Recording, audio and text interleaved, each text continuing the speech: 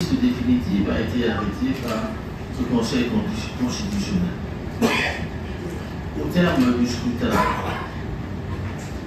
toutes les phases du processus de proclamation des résultats ont été respectées. Les représentants des différents candidats ont été, conformément aux dispositions du Code électoral,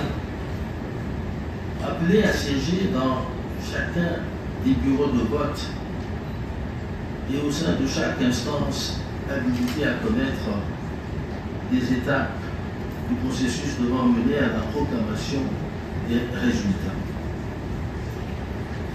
Le Conseil constitutionnel a tenu son audience solennelle d'examen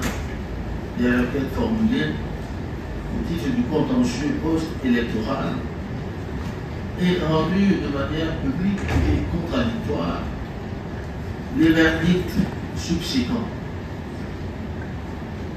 La prochaine étape attendue est celle de l'audience solennelle de la proclamation des résultats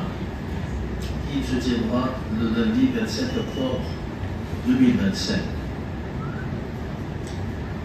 Et voilà que, bien avant que cette ultime étape soit atteinte, et sans que les résultats de l'élection soient proclamés par qui de droit, c'est-à-dire par le Conseil constitutionnel, seul habilité à le faire de par la loi, voilà que des allégations, voire des revendications hâtives et pour la plupart dénuées de fondement, fusent de part et d'autre,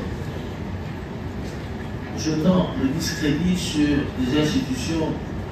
chargées de conduire l'ensemble du processus, depuis les inscriptions sur les listes électorales jusqu'à la proclamation des résultats, mettant en question leur crédibilité ou leur fiabilité dans la conduite du processus établi par la loi et dans le respect de la vérité des urnes. Dans un tel contexte, alimenté par une désinformation plutôt malvenue, les risques d'incitation à des revendications non justifiées pouvant déboucher sur des situations insurrectionnelles préjudiciables à la paix et à la cohésion sociale paraissent éminemment élevées. Aussi nous est-il apparu nécessaire d'appeler l'attention des professionnels des médias que vous êtes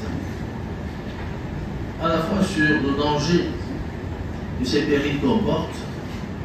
pour la vie de la nation et sur le rôle primordial qui incombe à la presse en pareille circonstance. Mesdames et messieurs, en tout temps et en tout lieu,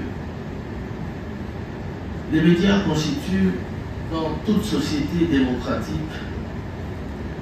des relais structurants de l'opinion publique et des remparts de protection des valeurs fondamentales de la République. À ce titre, ils doivent, dans le strict respect des règles éthiques et déontologiques qui gouvernent leur métier, se situer en toute responsabilité et en toute citoyenneté dans le sens de la construction du bien-être collectif et de la cohésion sociale. Agir de la sorte n'est assimilable ni à une dilution, ni à un délit du sacro-saint principe de la liberté de la presse